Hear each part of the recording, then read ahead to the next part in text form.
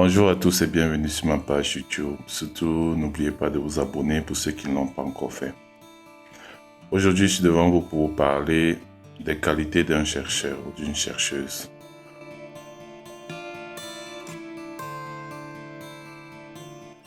La plupart des personnes que j'ai rencontrées me disent toujours, ou bien se disent, que pour être chercheur ou bien pour pratiquer ce métier, il faut que tu sois très brillant, très intelligent. Mais je vous assure que vous avez également des qualités qui peuvent vous permettre de pratiquer ce métier. Donc, aujourd'hui, je vais vous faire juste une brève présentation de quelques qualités qui sont nécessaires et que vous avez et vous utilisez chaque jour.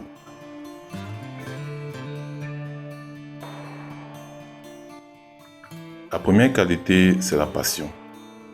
Si tu n'es pas passionné, honnêtement, ça va être difficile pour toi de pratiquer ce métier.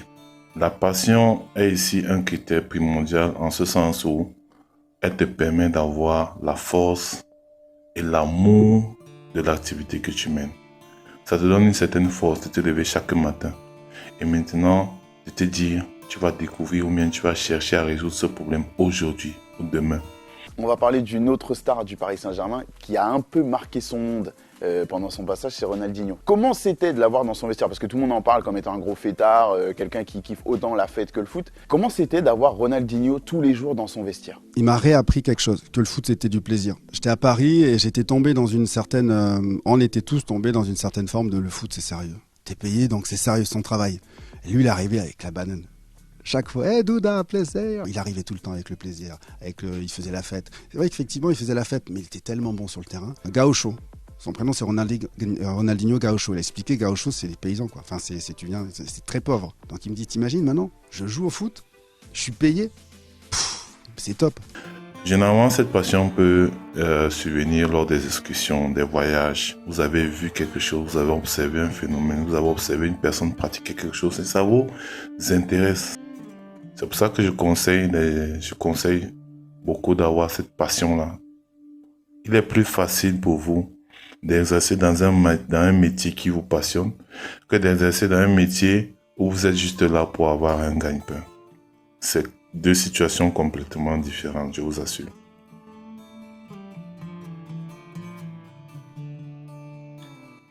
Le deuxième critère que je mets ici en exergue, c'est l'organisation. Un chercheur doit être hyper organisé. Si vous êtes désordonné, vraiment, je vous assure, vous allez avoir des difficultés. Pourquoi? Parce que ce soit au niveau de vos expérimentations, que ce soit au niveau de la rédaction de vos articles, il faut que vous soyez organisé. Par exemple, lorsque vous êtes dans un laboratoire, vous avez un guide méthodologique que vous devez respecter, des étapes bien définies et bien écrites. Donc, si vous sautez seulement une seule étape, ça vous donne de mauvais résultats. Et après, vous allez être fâché, vous allez être non. C'est parce que tu n'as pas respecté le guide. Ou bien, si tu es en train d'écrire ton article et que tu n'es pas assidu dans ce que tu fais, forcément, on va toujours dire que ton article n'est pas well writing because tu n'as peut-être pas respecté le format du journal ou bien tu n'as pas respecté tout simplement le canevas d'un article scientifique. Certains d'entre nous manipulent des objets et des substances chimiques très dangereuses. Donc du coup, il doit avoir une certaine concentration ou au niveau de la manipulation de ces substances en laboratoire.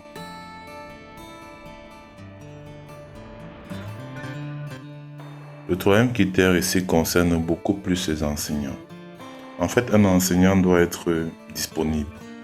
Tu dois être disponible pour tes étudiants. Tu dois aussi être à l'écoute. C'est deux qualités qu'il faut parce que parfois l'étudiant, certes, il ne va pas t'apporter grand-chose de par peut-être déjà son stade académique ou son niveau académique, mais l'étudiant aussi a besoin de se découvrir. Par exemple, moi ici, mon superviseur m'a donné la latitude de découvrir certains autres sujets ou bien domaines.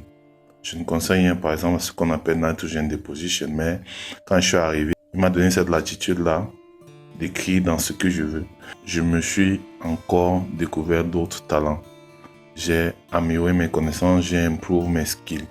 C'est pour ça que je suggère que si vous êtes enseignant, il faut vraiment être disponible et à l'écoute de vos étudiants. C'est vraiment important.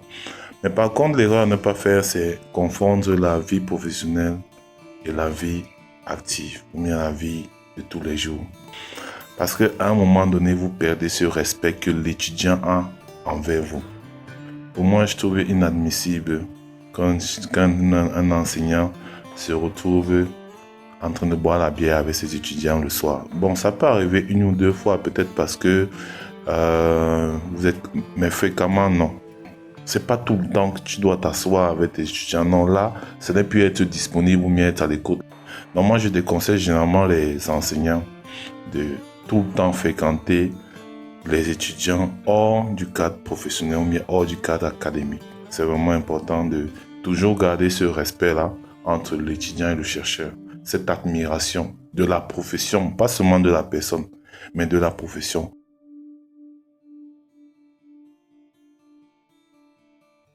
Une autre qualité qu'un chercheur doit avoir, c'est la curiosité et l'imagination. Vous savez, il n'est pas parfois facile d'être chercheur. Pourquoi? Parce que tu dois réfléchir un peu comme un fou. Le fou ne va jamais te dire un truc qui est raisonné. Parfois, ça sort de l'ordinaire. Et pour le chercheur, ce qui sort de l'ordinaire, c'est même ce qui est intéressant. Ce qui n'est pas normal, c'est ce qui est intéressant pour le chercheur.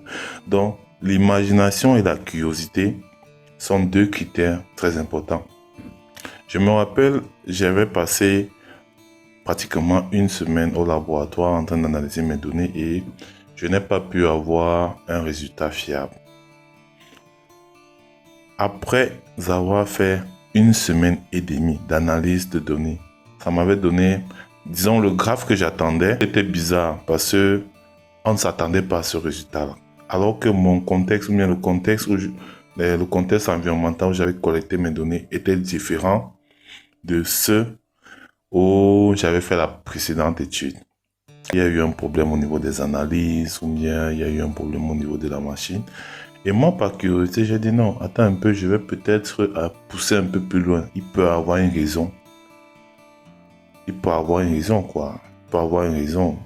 En m'informant dans la littérature, dans la revue de littérature, je me suis rendu compte qu'effectivement, les résultats que j'avais obtenus sont possibles dans ces conditions-là. Donc parfois, vous allez obtenir des résultats qui ont l'air irréels, insensés, invraisemblables, mais ne soyez pas effrayés.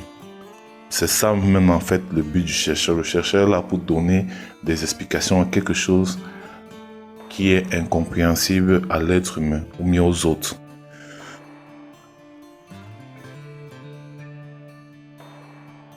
Le cinquième point ici, c'est la persévérance. Pourquoi la persévérance est vraiment importante? Parce que même lors de vos analyses de données, vous pouvez obtenir des données qui ne sont pas fiables. Et la machine, certaines machines, par exemple en ce qui concerne les PCR, ils vont vous dire que non, ici là il y a un problème. Tu dois recommencer et recommencer et recommencer. Tout ça pour avoir peut-être une seule image. Et ça peut te prendre une semaine, un mois, même 2 mois pour avoir seulement une seule image. Donc tu dois être persévérant, toujours essayer, chercher à comprendre pourquoi ça ne marche pas. Moi je me souviens, j'avais écrit un article lorsque je faisais mon PhD et le journal avait rejeté l'article, c'était un journal Impact Factor 3. Mais seulement, je ne me suis pas découragé, j'ai dit bon ok, ils ont rejeté. Et ils n'ont pas que rejeté mon document, ils ont aussi fait des commentaires, c'est-à-dire ils m'ont donné quelques suggestions pour améliorer la qualité de mon document. Ce que j'ai intégré. Et par la suite, j'ai eu le courage ou l'audace, je ne sais pas, de mettre dans un journal qui a un Impact Factor 4, dont le Impact Factor était au-dessus, un cran au-dessus. Et là-bas, ils ont accepté mon document pour un des reviews. J'ai compris que la persévérance est vraiment un aspect très primordial dans la recherche.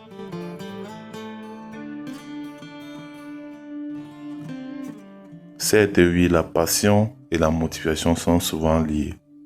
Parce que si tu es passionné, tu as la motivation de te lever chaque matin. Mais ici, quand je parle de motivation, je parle des objectifs que vous vous fixez. Je vous prends un exemple simple. Cette motivation-là, tu peux l'avoir en te fixant des objectifs. D'accord? Lorsque tu as des objectifs à atteindre, tu vas toujours regarder de l'avant. En 2002, Ronaldinho, il remporte le mondial avec le Brésil. Mais il me semble qu'il te confie un secret pour justement être performant pendant ce mondial et réussir à le remporter. C'est quoi le secret qu'il te confie? Avant la fin de la saison, il me dit Douda, je vais cartonner. Je dis bah ouais, d'accord, tu vas cartonner. Non, je vais cartonner parce que je vais prendre un prépa physique. Je dis bah, c'est fou quand même parce que tu sors de ta préparation, il va y avoir le club qui va te faire. Ouais, mais en plus de ça, je veux faire une grosse Coupe du Monde, mais pas pour lui.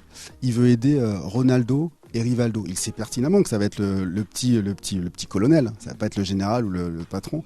Il me dit mais je vais leur faire gagner la Coupe du Monde. Je dis au Brésil, non, à Ronaldo. Et là dans ma tête, je dis le mec, il a humilité. Et ouais, il avait tenu parole parce qu'il avait fait une prépa. Comme quoi, quand il se fixe des objectifs, c'était un killer. Mais elle est surprenante cette anecdote parce que tout le monde parle toujours de Ronaldinho comme étant le gros fêtard, impossible à canaliser. Mais maintenant, après avoir atteint ces objectifs-là, il y a aussi un danger. Parce que lorsque tu as atteint ces objectifs, tu te dis, j'ai déjà tout fait, j'ai déjà tout obtenu. Bon, maintenant, je peux me reposer, ce qui est très dangereux. La vidéo qui suit vous parle et vous prend un exemple de l'importance de la motivation. L'importance de se fixer des objectifs, l'importance de toujours être insatisfait. Et tu as cette saveur-là de quelque chose qui vous manque, de quelque chose qu'il faut toujours découvrir. Il y a deux Ronaldinho. Il y a le Ronaldinho qui, jusqu'à ce qu'il gagne son ballon d'or et qu'il ait tout gagné, le mec, il bossait. Et après, une fois qu'il a atteint tous ses objectifs qu'il s'était fixés, il a surfé sur son talent et puis comme il se remettait plus en question, il a régressé objectivement. Et ça s'est passé à un match je rencontre contre le Milan AC, on est en 2010 je crois. Après le match, je lui dis Ronny, qu'est-ce qui se passe? Sous-entendu, mais qu'est-ce que tu fais au Milan? T'es prêté, qu'est-ce qui t'arrive quoi? Je dis tu aurais pu en gagner plus. Il me dit Douda, j'ai tout gagné. Je dis ouais, mais tu veux pas en gagner d'autres? Il me dit pourquoi gagner 2 ou 3? Je l'ai gagné. Trophée, il a tout gagné, les Coupes du Monde. Donc il m'a dit c'était ça mon objectif. Dans ma vie, je voulais gagner au moins une fois tous les trophées. Et donc j'ai compris que là c'était il promenait les sandales quoi. Donc vous voyez, vous devez toujours avoir cette motivation d'aller plus loin, de percer. Et ça va vous mettre dans une situation telle que vous allez sortir de votre zone de confort. Qu'est-ce que j'entends par zone de confort? La zone de confort, là, c'est un peu cette condition de vie ou bien cette condition de ton état psychologique où tu ne te mets pas une certaine pression. Ça, c'est impossible. Le secret dans toute chose que tu fais dans la vie, c'est de sortir de ta zone de confort. En ce qui concerne le chercheur, sortir de ta zone de confort signifie quoi? Ça signifie parfois dormir au laboratoire. Oui, j'ai déjà dormi au laboratoire. Ça signifie parfois aller au laboratoire à 5h, 4h parce que tu penses que non, il y a une machine qui est libre ou à l'heure là, il n'y a pas les bruits ou tu veux travailler parce que tu ne trouves pas le sommeil, il y a un problème que tu n'as pas encore résolu. Ça m'est arrivé plusieurs fois. Sortir de ta zone de confort, ça veut dire que parfois, tu es là à 12h. C'est l'heure de manger, c'est l'heure de prendre ta pause. Tu n'as pas l'appétit. Et tu es focus, tu es concentré. Les gars se lèvent pour aller manger. Toi, tu es là devant ta machine. C'est ça, en fait, sortir sa zone de confort. Vous devez pouvoir trouver le moyen de vous mettre une certaine pression, de vous mettre derrière un certain challenge. Ça va vous permettre de vous surpasser, d'aller au-delà, de même découvrir des talents cachés que vous avez et que vous ne savez pas. Donc, je vous conseille beaucoup de sortir de votre zone de confort. Nous sommes arrivés au thème de cette vidéo. Si vous avez aimé, surtout n'oubliez pas de liker, commenter, partager.